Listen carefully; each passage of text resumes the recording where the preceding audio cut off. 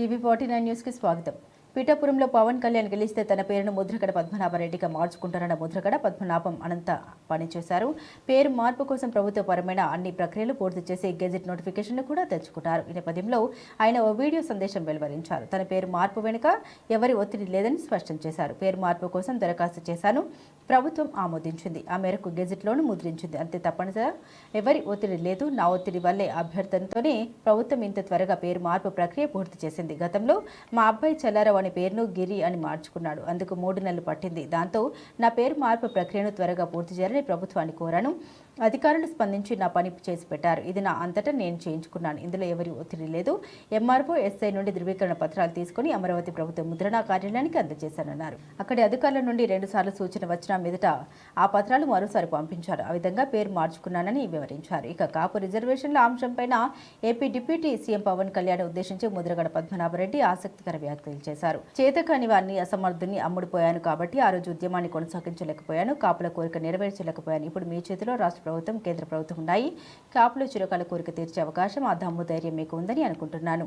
మీరు తలుచుకుంటే కొన్ని రోజుల్లోనే కాపుల రిజర్వేషన్లు ఇప్పించగలరు. ఆ సత్తా మీకుంది. ఆ దిశగా కృషి చేసి మిమ్మల్ని ప్రేమించే కాపు బలిజ యువతని సంతోషపరచాలని కోరుకుంటున్నానని పేర్కొన్నారు పద్మనాభరెడ్డి.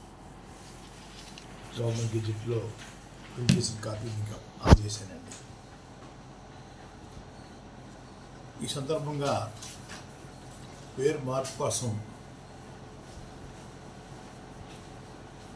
ఎంతో ఒత్తిడి చేసిన కాపు బలిజ యువతకి,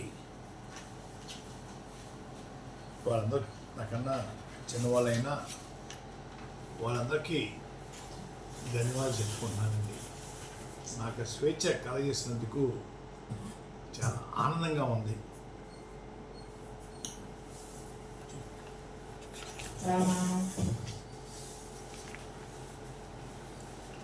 గతంలో జగన్ గారి పాలనలో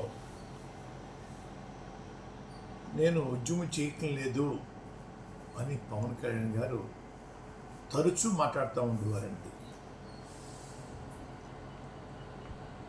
నా ఇమేజ్ పెంచుకోవడం కోసం ఉద్యమం చేపట్టాడు తప్ప నేనే లాభం పొందాను అనే మాటలు ఎక్కువగా వచ్చేవండి. నేను